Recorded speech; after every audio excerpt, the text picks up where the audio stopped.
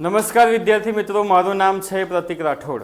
ધોરણ 9ની અંદર chapter number 12 એની અંદર પાકની ફેરબદલી અને પોષક તત્વોનું સુરક્ષાનું પ્રબંધન એ ટોપિક આજે આપણે ભણીશું.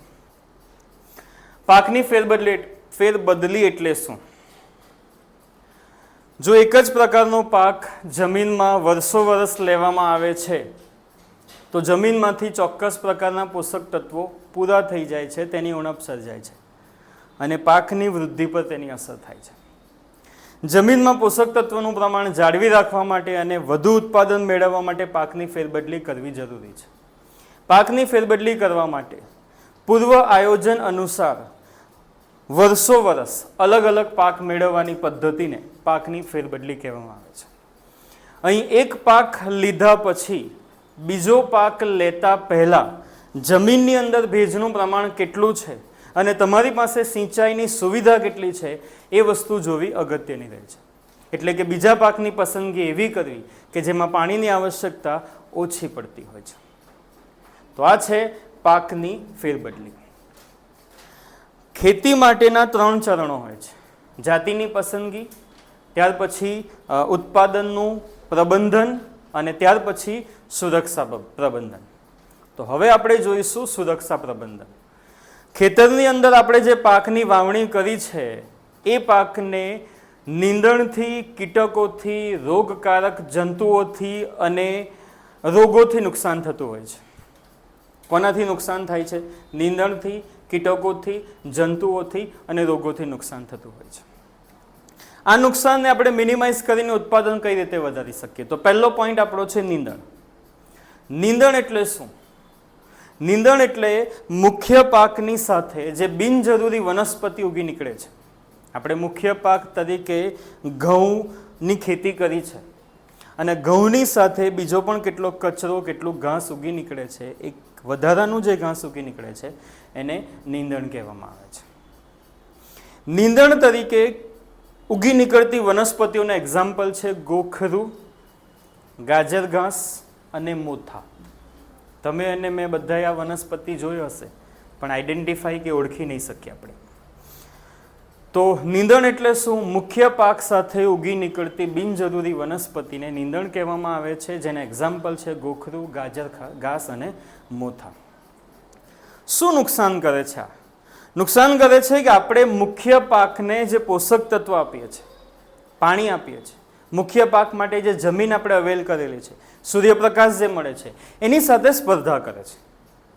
મુખ્ય પાકને મળવી જોઈતી બધી જ વસ્તુમાં નીંદણ શું કરે છે? ભાગ પડાવે છે, જેથી મુખ્ય પાકને પોષક તત્વો, પાણી, સૂર્યપ્રકાશ અને જમીન ઓછા પ્રમાણમાં મળે છે અને એથી તેની વૃદ્ધિને અસર પહોંચે છે.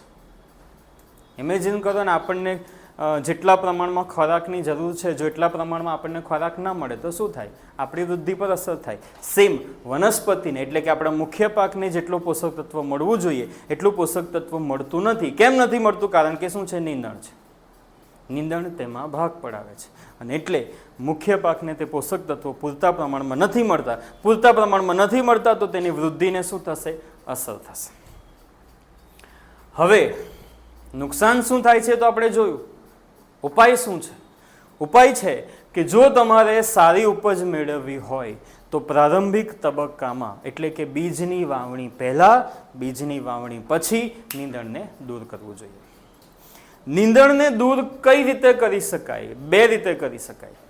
નીંદણને દૂર કરવાની 2 પદ્ધતિ છે. એક તો છે રાસાયણિક પદ્ધતિ, જેમાં નીંદણનાશકોનો છંટકાવ કરવામાં આવે જેથી નીંદણ દૂર કરી શકાય. વધારાનું જે ઘાસ ઉગી નીકળ્યું છે એની ઉપર નીંદણનાશકોનો છંટકાવ કરો જેથી તે ઘાસ સુકાઈ જશે અને પછી તે ખાતર સ્વરૂપમાં એને જમીનમાં ભેળવી શકાય. બીજી પદ્ધતિ છે યાંત્રિક પદ્ધતિ. યાંત્રિક પદ્ધતિની અંદર કેટલાક ઓજારોની મદદથી વધારાનું જે ઘાસ ઉગી નીકળ્યું છે, વધારાની જે વનસ્પતિ ઉગી નીકળી છે તેને આપણે દૂર કરી શકીએ છીએ. તો આ 2 પદ્ધતિ છે. એક તો રાસાયણિક પદ્ધતિ અને બીજી છે યાંત્રિક પદ્ધતિ. આ સિવાય નિષેધાત્મક પદ્ધતિનો પણ ઉપયોગ કરી શકાય. નિષેધાત્મક પદ્ધતિનો મતલબ થાય છે એવી પદ્ધતિ કે જ્યાં નીંદણ આવે જ નહીં. એવી પદ્ધતિમાં આપણે આંતરપાક પદ્ધતિનો ઉપયોગ કરી શકીએ, પાકની ફેરબદલી કરી શકીએ, ખેતરમાં ચાસ બનાવી શકીએ અને સમયસર વાવેતર કરી શકીએ. ઘણી વખત શું થાય, એક પાક લીધો છે અને બીજો પાક લેવામાં સમય નીકળી જાય, વાવેતર કરવામાં સમય નીકળી જાય, ત્યારે આવી જંગલી વનસ્પતિઓ એટલે કે આ નીંદણ જેવી વનસ્પતિઓ ઉગી નીકળતી હોય છે.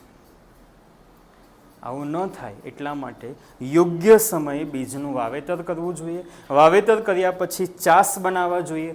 ચાસ બનાવવાનો બેનિફિટ, એનો ફાયદો એ છે કે એનાથી જે પાણી છે, જે પોષક તત્વો છે એ મુખ્ય પાક પૂરતા સીમિત રહેશે.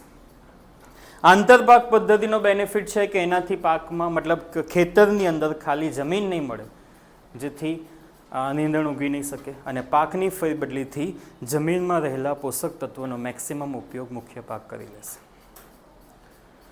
તો આ છે નીંદણ વિશેની વાત. શું છે? મુખ્ય પાક સાથે ઉગી નીકળતી બિનજરૂરી વનસ્પતિની નીંદણ કહેવાય. આ એના એક્ઝામ્પલ છે. મુખ્ય પાક સાથે સ્પર્ધા કરે છે એટલે વૃદ્ધિને અસર પહોંચે. કઈ રીતે અટકાવી શકાય? યાંત્રિક રીતે, રાસાયણિક રીતે. એ સિવાય શું નુકસાન પહોંચાડે? એ સિવાય નુકસાન પહોંચાડે કીટકો, જીવડા, જેને આપણે નોર્મલ ભાષામાં કહીએ. એ કીટકો જે છે એ વનસ્પતિને 3 રીતે નુકસાન પહોંચાડે. એક તો વનસ્પતિના જે મુખ્ય ભાગો છે, મૂળ, પ્રકાંડ અને પર્ણ, એને કોતરી ખાય. સાહેબ, મૂળને પણ કોતરી ખાય. જમીનની અંદર પણ તો કીટકો છે. એ શું કરશે? મૂળને કોતરી ખાય, જેથી પોષક તત્વો ઉપર પહોંચે નહીં, વૃદ્ધિ થાય નહીં. પર્ણ અને પ્રકાંડને કોતરી ખાય. બીજું શું કરે તો કે એના જે ફળો છે એમાંથી રસ ચૂસી લે. શું કરે? રસ ચૂસી લે. અને ત્રીજું છે કે એના ફળોમાં છિદ્ર બનાવે, હોલ્સ બનાવે. અને એવા ફળો, માર્કેટમાં આપણે ફળ લેવા જઈએ તો એવા હોલવાળા ફળો પસંદ નથી કરતા. કેમ નથી કરતા? કારણ કે એની અંદર જીવજંતુઓ હોવાની શક્યતા છે, મતલબ બગડેલા હોવાની શક્યતા છે. તો કીટકો 3 રીતે નુકસાન પહોંચાડે. મૂળ, પ્રકાંડ અને પર્ણને કોતરી ખાય, ફળોનો રસ ચૂસી લે અને ફળોમાં છિદ્ર બનાવે. આનો શું ઉપાય છે? આનો ઉપાય છે કે તમે કીટકોનું નિયંત્રણ કરવા માટે કીટનાશકોનો છંટકાવ કરો. હવે કીટનાશકોનો છંટકાવ 2 રીતે થઈ શકે. એક તો નોર્મલી વનસ્પતિ પર તેનો છંટકાવ કરવામાં આવે. કઈ રીતે? ડબ્બી નાખીને છાંટવામાં ના આવે. એનું એક દ્રાવણ બનાવવામાં આવે. ચોક્કસ માત્રામાં પાણી, ચોક્કસ માત્રામાં રસાયણ ઉમેરીને એક દ્રાવણ બનાવવામાં આવે અને એ દ્રાવણને પંપ સ્વરૂપે સીધું વનસ્પતિ પર છંટકાવ કરવામાં આવે, જેથી કીટકોનું નિયંત્રણ કરી શકાય. બીજું, બીજ કે જમીનની અંદર એવા કેટલાક રસાયણો ઉમેરવામાં આવે જેથી કીટકો કંટ્રોલમાં રહે. રાઈટ? સો શોર્ટમાં મતલબ કે નાના સમયની અંદર આ થિયરીઓ ભણાવવાનો પ્રયત્ન કર્યો છે. Thank you.